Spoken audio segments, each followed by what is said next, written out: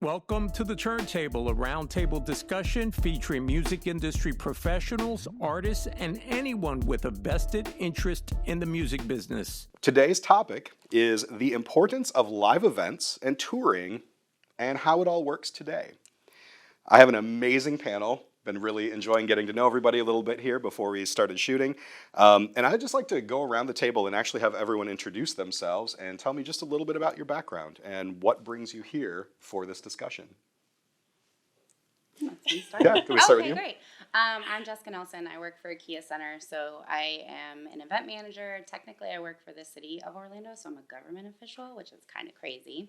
And we own and operate a couple of different venues. So we have Kia Center, we have Camping World Stadium, Harry P. Lou Gardens, Manello Arts Museum, and then Tinker Field as well. So awesome. Yeah. Thank you. Nice. Well, I'm Florencia Manniti, and I'm a singer-songwriter, and I'm Argentine-American, and I also studied film, so I combine a lot of those passions into my music and create cinematic pop music, but have recently been getting more into like the Spanish side of my culture and writing some bachata, zouk, and reggaeton music as well. So I'm excited for that. Awesome. Sounds great. Yeah.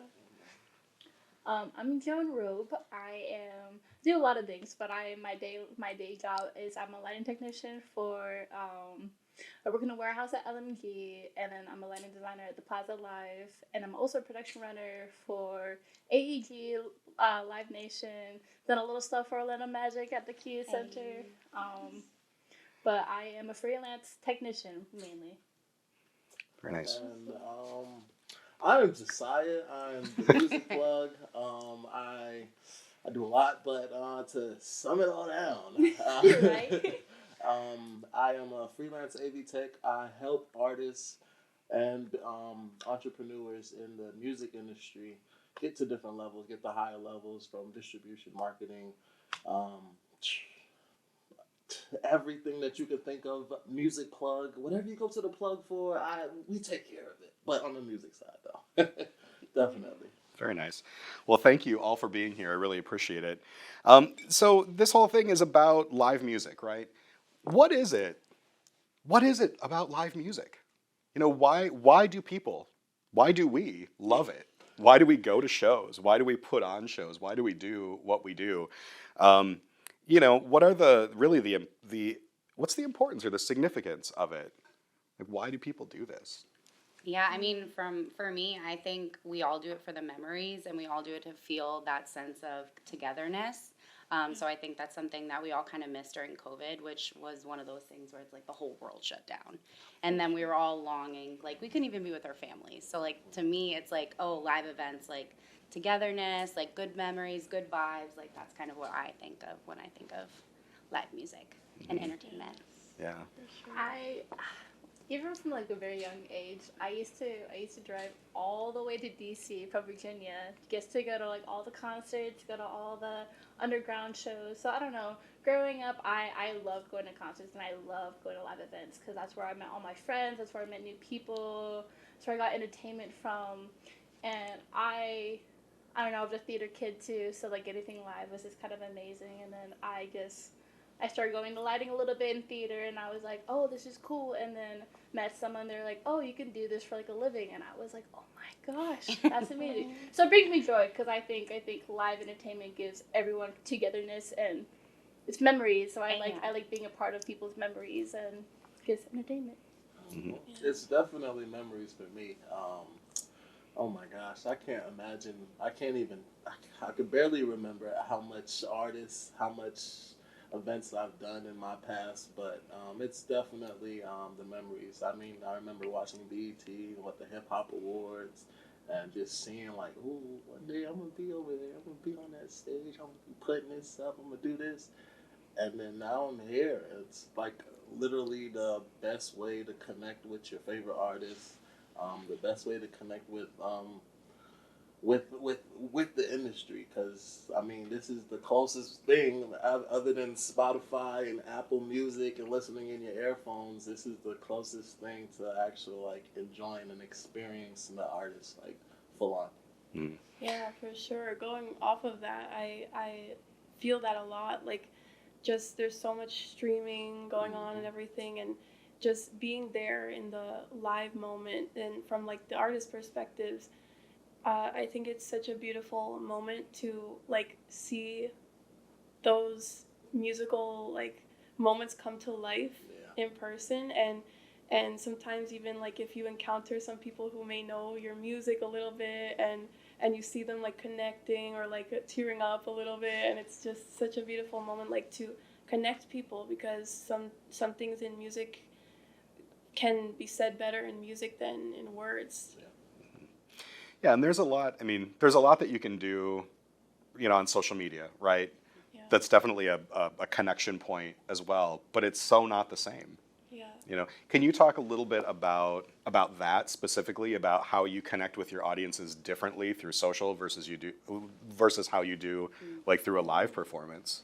That's a good question. I think that through social media or through live events is like my favorite, you know, because you're in person, you're there, you get to see people's reactions, and I just remember like this one show that I did that it was so special because it was the first time that people started like lining up after the show to like meet me, and I was like, oh my god, like this is crazy, you know. And I had a DM from someone on social media after saying that they were in line to meet me, and they got like too scared and they like backed out, and I was like, no, I would have loved to meet you, you know, like that's so special that my music was like impacting them, that they wanted to like tell me about it. So I feel like in person it's so beautiful because you can really like see everyone there that you want to connect with, but over social media it's also very cool too because it gives you 10 times more ability to reach the audience that you want to reach and maybe want to impact like with your music. And I think that's the point, like of me even sharing my music, to try and help people feel a little less alone in their struggles, you know, because it's helped me in that way. Yeah, absolutely. Yeah. Can we get a tissue? Well, and there's the connection piece, right? And then there's also the music and the tech come together so well in a live performance, right? Like one of the things that I love about going to shows is that like just at the beginning and at key moments during the show, they get the subwoofer. They get the subwoofers going, and I'm feeling all of that in my chest. And it's not just about the lyric, and it's not just about the melody, but it's also about that shared experience between artist and audience. Could you talk a little bit about that on the tech side, about how you kind of approach the connection piece between the music and the artists and the audience? You want to go first? Sure. Because the tech is a huge part of it, right? Like it's tech is the main part of it. Yeah. When it comes to the live performances, tech is like The make it or break it, to be honest. It's the make it or break it. They can make you sound bad, like they can make you look bad. It's a lot of stress. It is a lot of stress. Now you do have your production companies that do actually want you to make you sound bad, but it all comes down. It's a money game at the end of the day.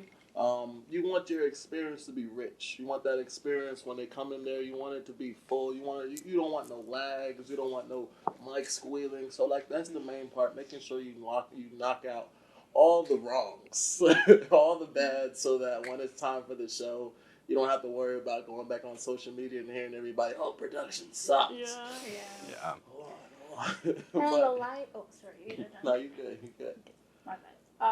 And on the lighting side, I don't know. I love designing because I think the special moments kind of make or break like a moment. Like you might have a part in a song where it's like that. You want that connection with the audience, and audio definitely makes you sound good, and it definitely brings that moment in. But I also feel like video kind of does it in a way as well with the camera angles. But I think with lighting, really connects the audience with the artist, because even just a slight tilting of the lights just to make it a moment for you, who really connects you as an artist to the audience. And I think brings you into the world of that song. And I think I personally love lighting, because I think as much as most people are very audio people, I think visually, like anything that's visually pleasing can just kind of make any performance amazing if it just looks really nice. For sure. I don't know. I love doing lighting because I love those special moments. It's like a touch of blue in there, and that just kind of makes the performance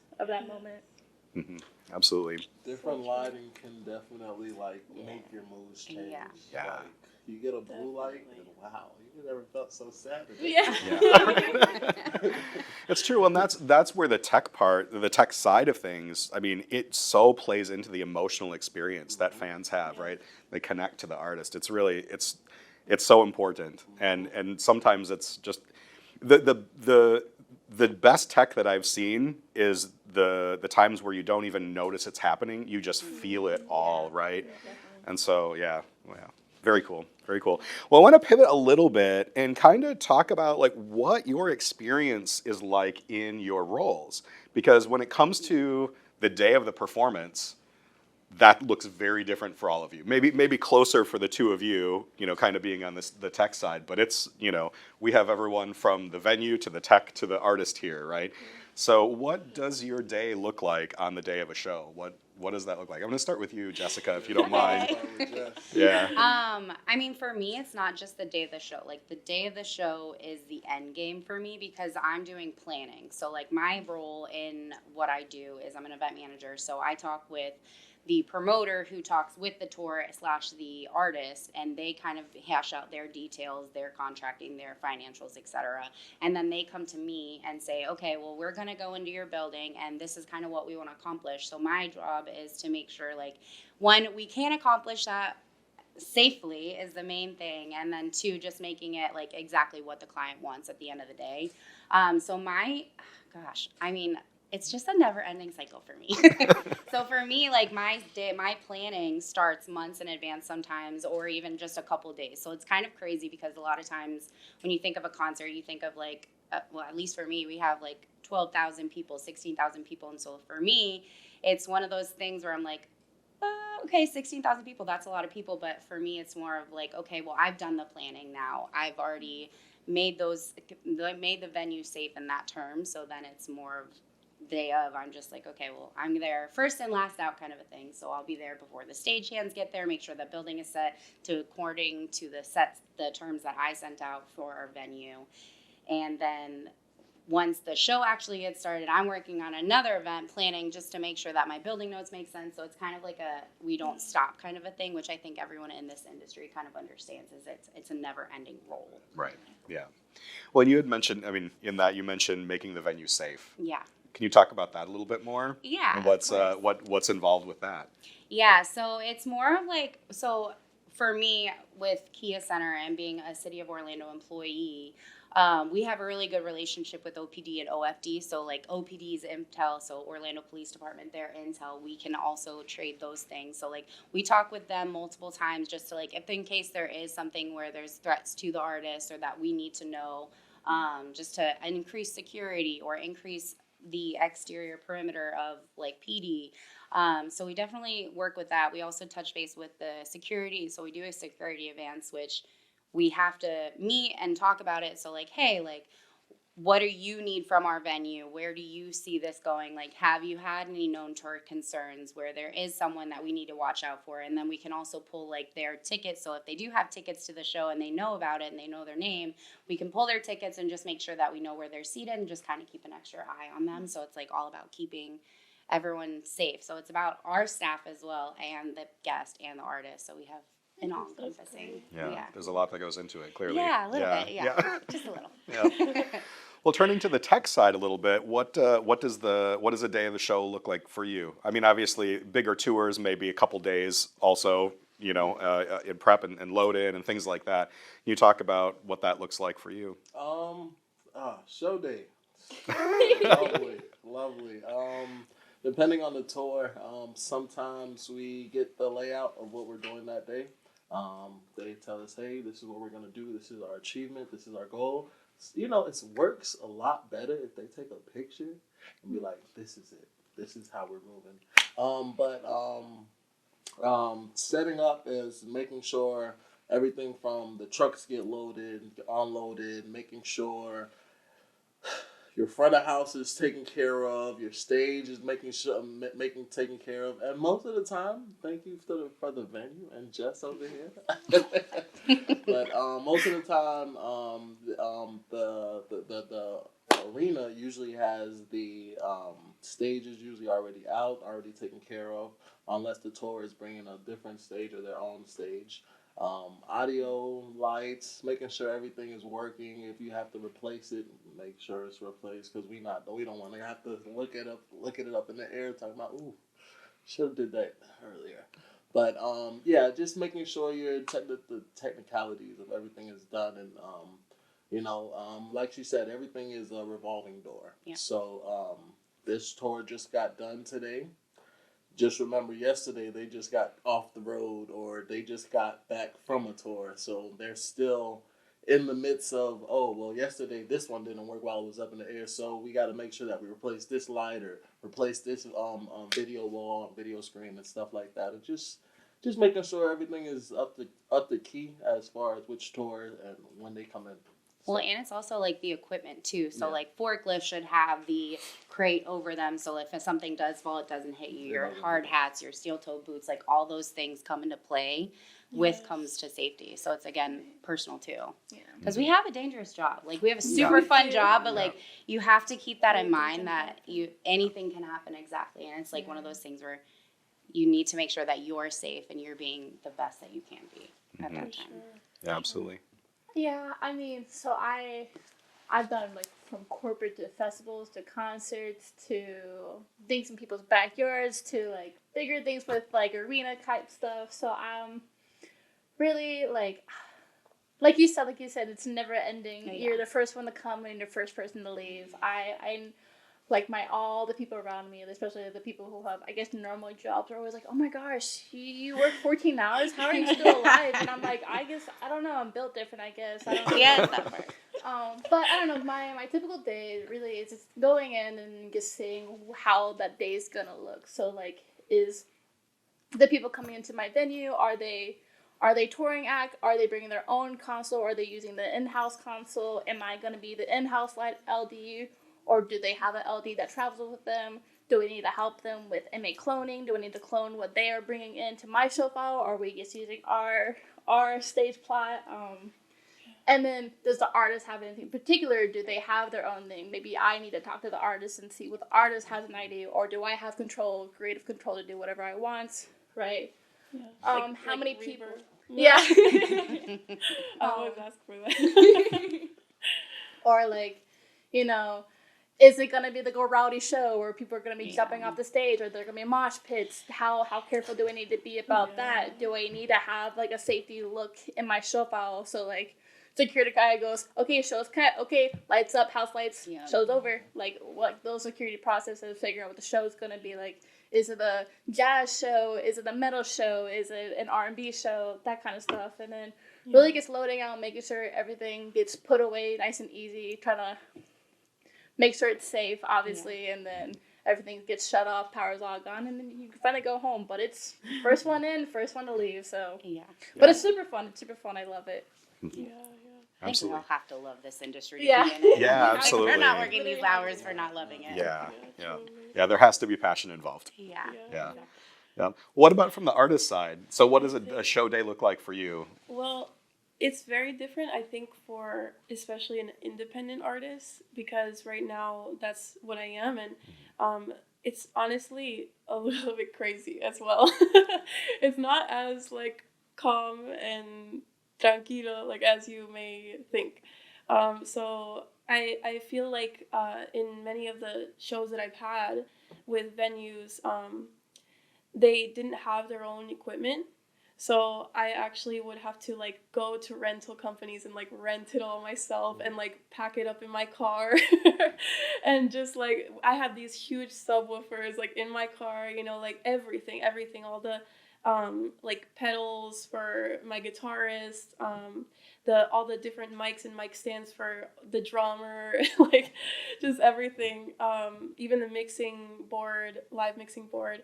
But I feel like that's kind of the adventure sometimes of being an independent artist, because it just gives you these different experiences, and it's so like difficult now, but I feel like later I'll be more grateful for it to not have to worry about those things. But I truly do feel like it's a bit chaotic, and I hope to one day like be able to not focus on all that and not worry, and be more focused in just like getting into my character as an artist and connecting like with my fans in the shows, Mm-hmm. But yeah. Yeah, absolutely. It's a journey, definitely. Yeah. Oh, sorry, I just remember one more thing that makes it so amazing is having amazing musicians as well. Because with all the chaos of everything going on, there's constantly something like going wrong. Like audio is not working, like something is not connecting, a cable doesn't work. So it's just like having the people that I have around me that know so much, like the musicians, the engineers, and everything. It's like they all just are ready to like jump in and problem solve in any moment, and that is like what gives a lot of comfort, to be a little bit calmer. Yeah, absolutely. Yeah. Teams make things better. Yes. Yeah, for sure. Absolutely. So, kind of on that subject, what are some things prior to show day that can make the process go a lot more smoothly, or just not go very well? Pre-production. Love pre-production. Yeah, talk more about that. Like what can someone do to make the show easier? Yeah, just at this table, right. We have an artist, we have, venue representation, right. we have tech representation. Right. Like it takes everybody, right? So when you are, what are things that, whether they happen differently or you get information that sometimes you don't get or you should always get, like what can make the day smoother, what can make it or break it, I guess is really my question. Having a stage plot. A plot. First of all, day before, at least before midnight, at least I should know what my call time is. I've had moments where I won't know my call time until 2 hours before I have to be there. That's so true, and then you can't sleep. Yeah, and so they're like, I've had moments where I've had the production manager or whoever is in charge. They'll send out the call time is at like 3 a.m. and I'm like, I'm asleep, and they're like, okay, be there at 7 a.m. Or obviously if I have to drive 30 minutes, then I have to wake up at a time. Yeah. So obviously at least before midnight, give me a call time.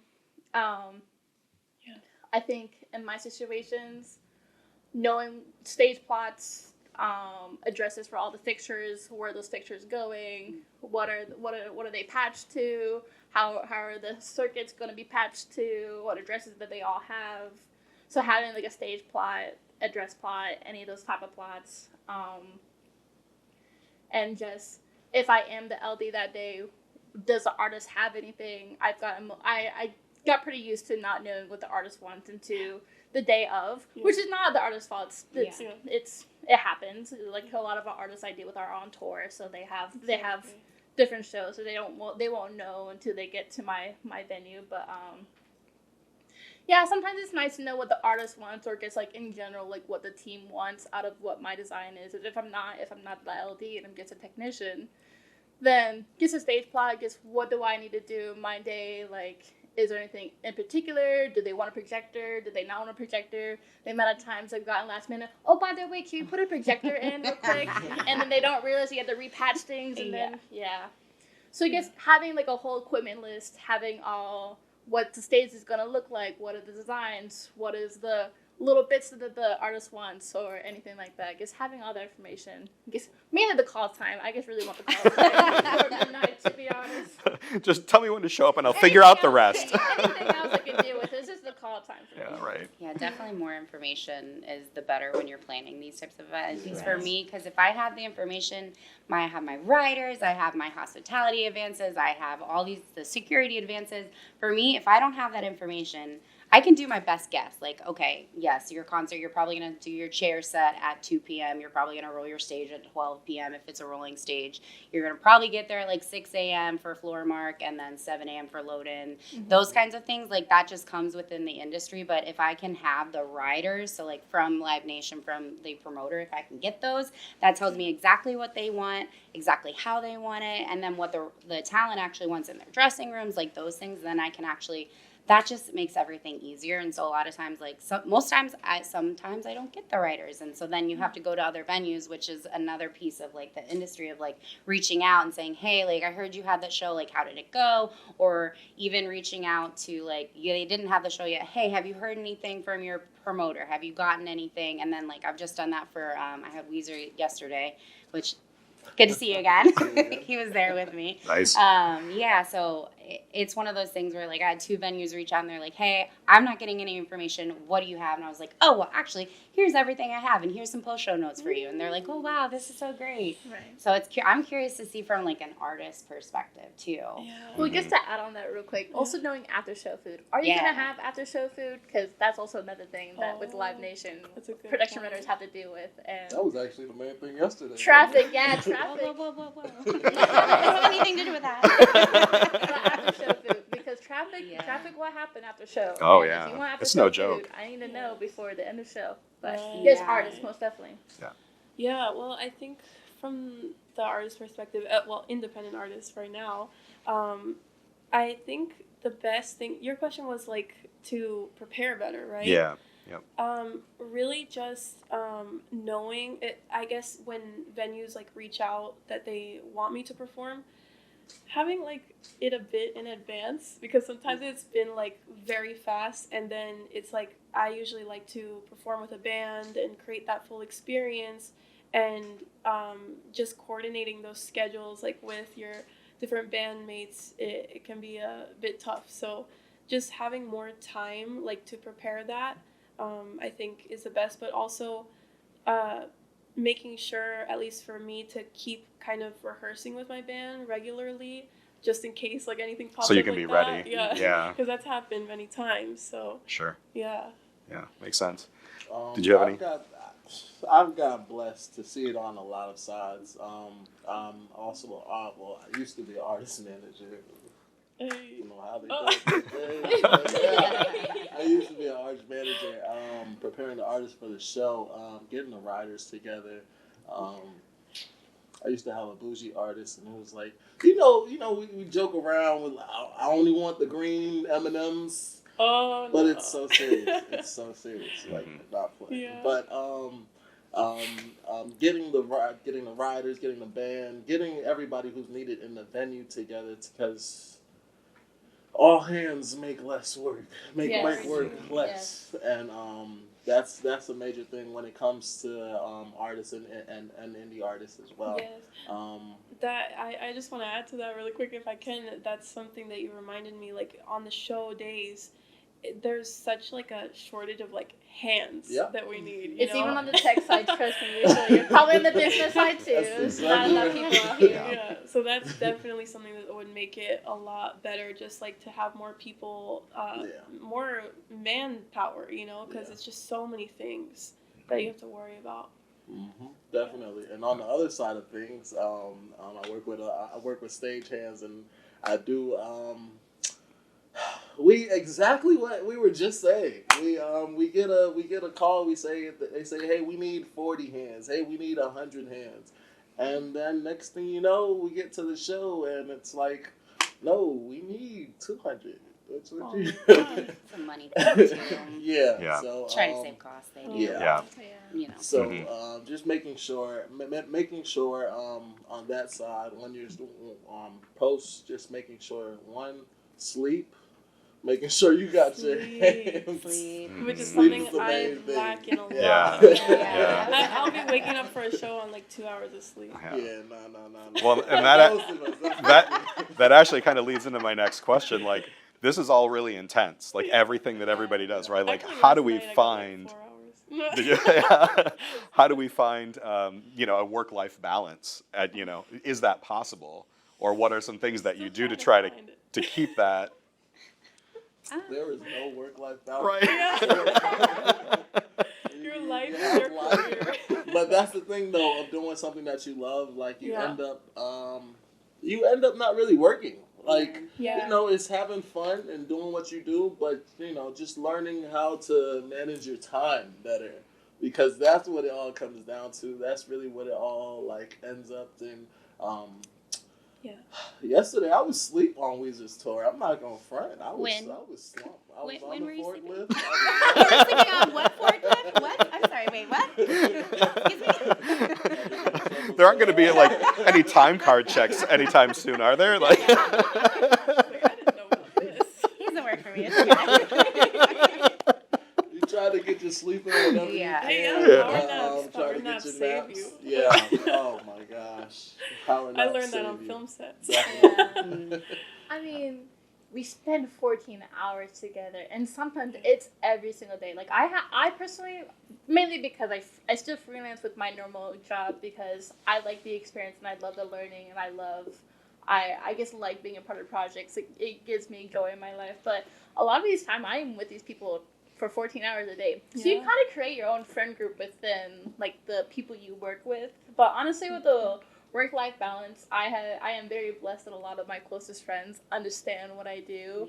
Yeah. And even though they might not be in the live entertainment industry, they either are equivalent to it or they just kind of understand. So I'm like, they'll be like, hey, I'm getting off of work at like 11 p.m. You want to hang out? Yeah, sure. And then I'll just go to their place. We'll watch TV. So that's like, they understand. They're like, okay, you want to sleep? You want to stay to 9, leave at 7 a.m. when you gotta go to your gig? And I'm like, yeah, that's fine. So honestly, like I am very blessed to have friends that understand that like some days I guess like I can't tell you when I'm getting off of work.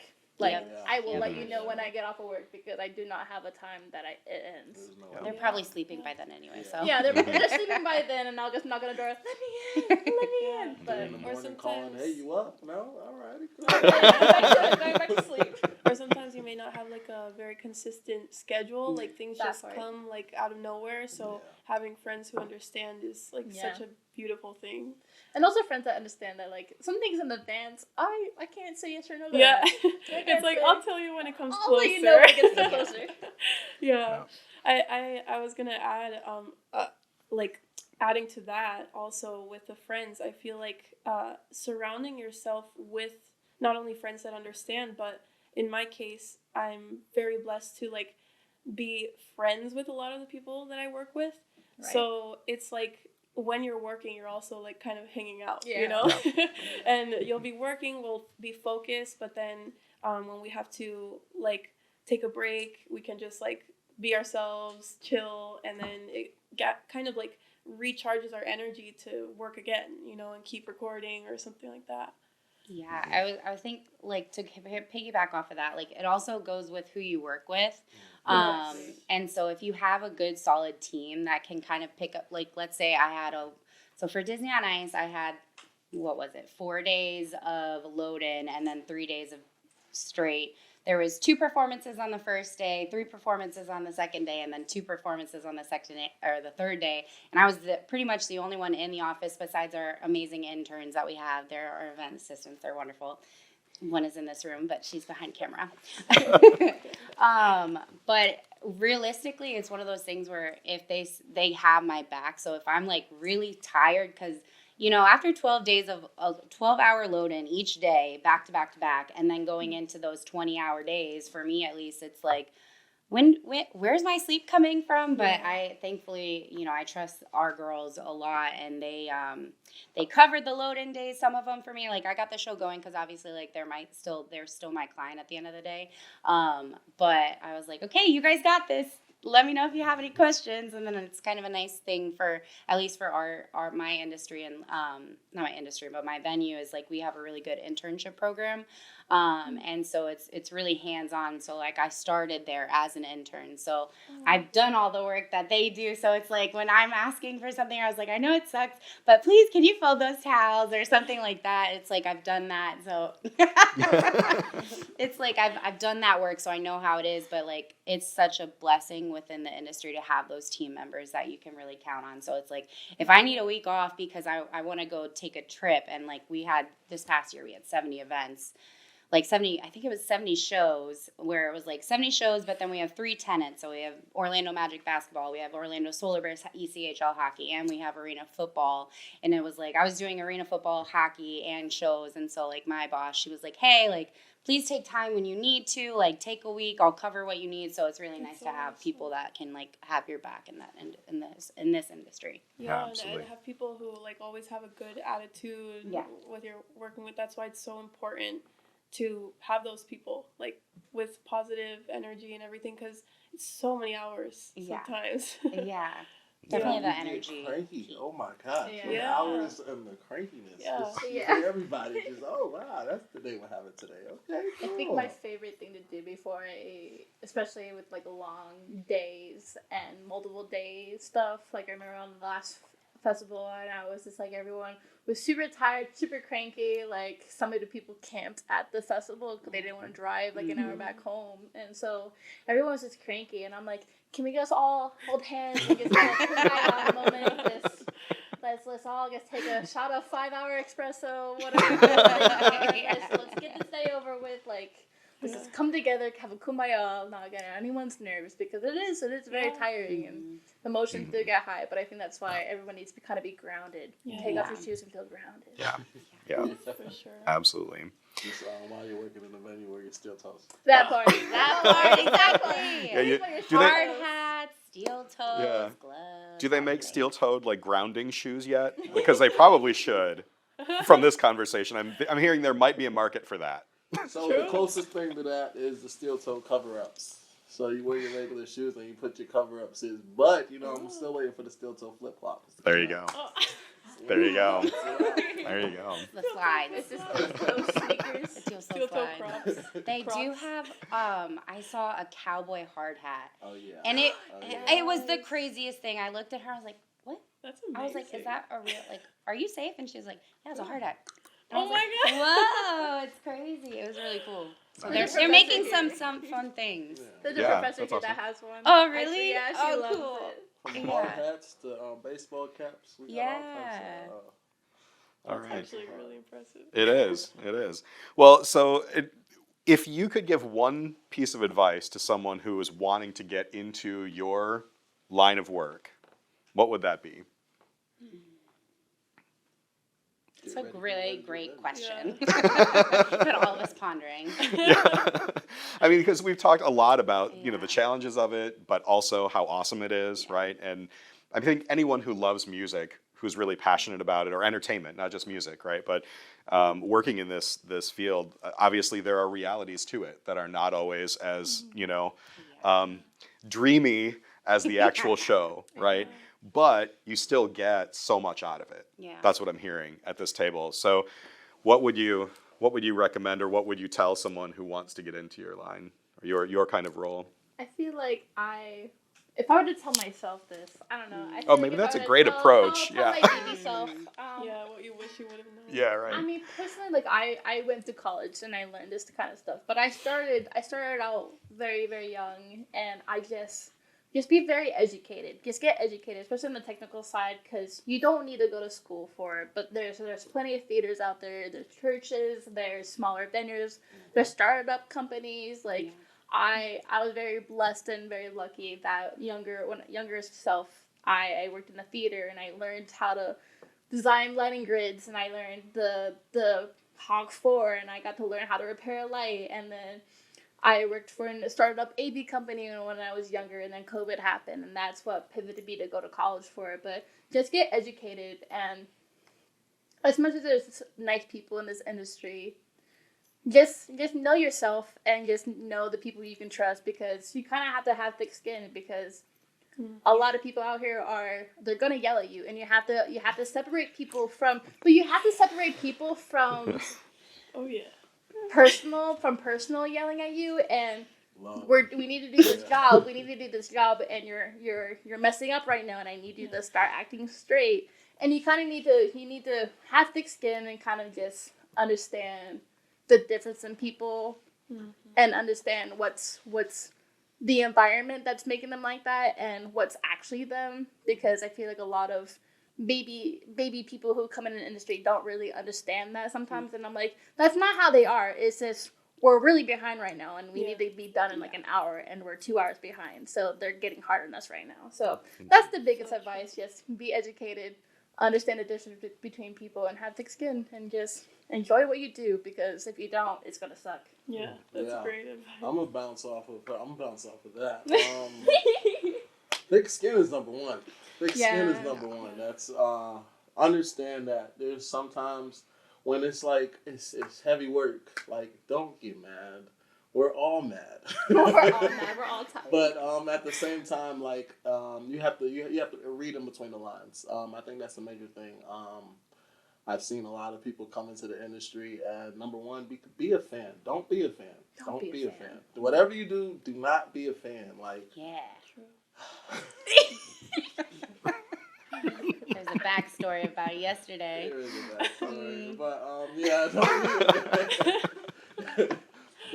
fan. The major thing is you're gonna meet a lot of people. You're gonna be able to talk to a lot of people. People that you won't meet on your day-to-day, your everyday basis. So, my main thing is, don't be a fan. That's I think for me. Be on your P's and Q's. And also, be on your P's and Q's and think fast. A lot of moving pieces, a lot of pieces that you can get into if you think fast.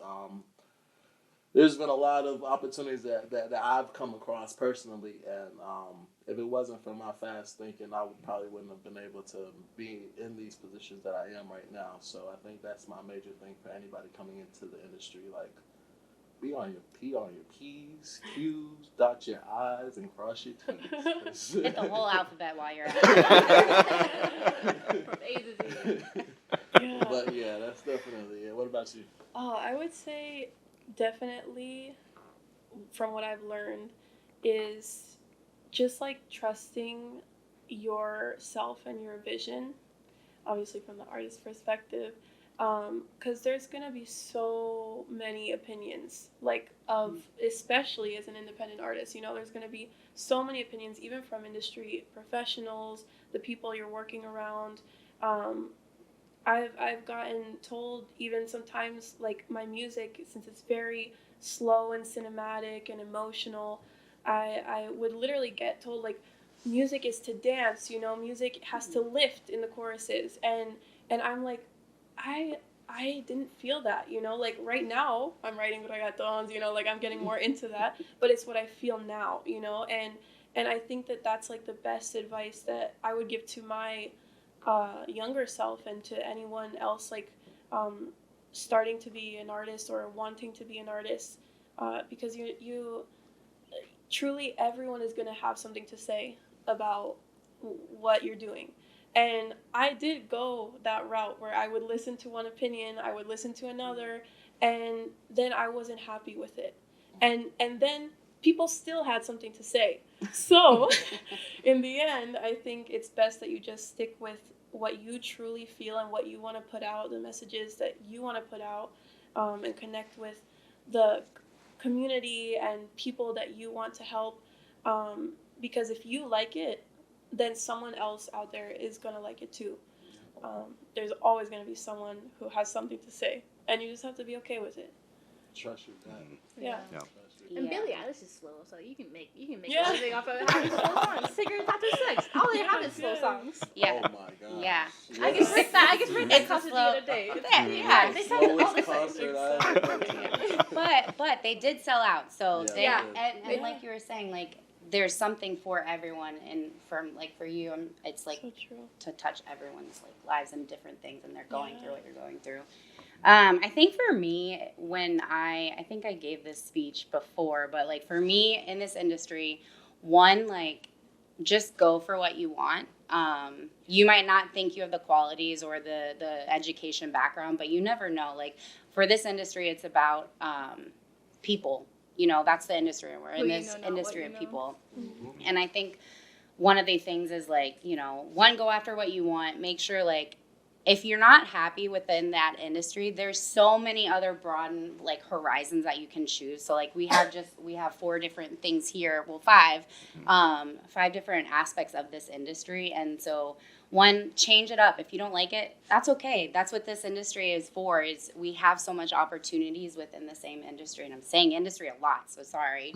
But we have so many opportunities to kind of branch out, and then also to like stay true to yourself, and then take those moments. So like, let's say like yesterday, and I do this all the time during my shows. So I will stand kind of stage left or stage right, and everyone is looking at the stage because that's the main part. But for me, it's taking the moments that, you know, I look out in the crowd, and that's one of my favorite things, is to see people just enjoying themselves and just really enveloping themselves with the music, with the artist, the connections that they have, and taking those memories. And that's the key thing for me, is like taking those little moments and making them grander. So yesterday during the show, there was these 2 kids in the GA pit, and they were looking up at the crowd trying to get a wave started. Like, they were trying their hardest. And I was just watching, and I was like, wow, that's like, yes, go get it. Like, do it. And then they were getting some people. They got 2 sections, like, sort of, like, miss and match people. And then this guy saw it, and he was like, we're doing the wave. And so then he was, like, pointing back at the kids, and he was like, 1, 2, 3. And they were like, 1, 2, 3. And then they started doing the wave, and then more people got attached to it, and they did it throughout the entire arena. And I went up to them after, because I had just got a scan count, and I was like, you know, you just did that for 12,000 people. They just did the wave. And they were like, what? So it's like, take those moments, you know? Yeah. You have a really cool job. You have a really cool industry that you all chose to be in. And just to really, like, take those moments for yourself, because we don't get a lot of them. So. Exactly. Absolutely. Well, I want to thank you all so much. This has been a great conversation. I could talk about live performance and go to shows every day. But bringing your expertise to this table and to our audience is amazing. So thank you so much.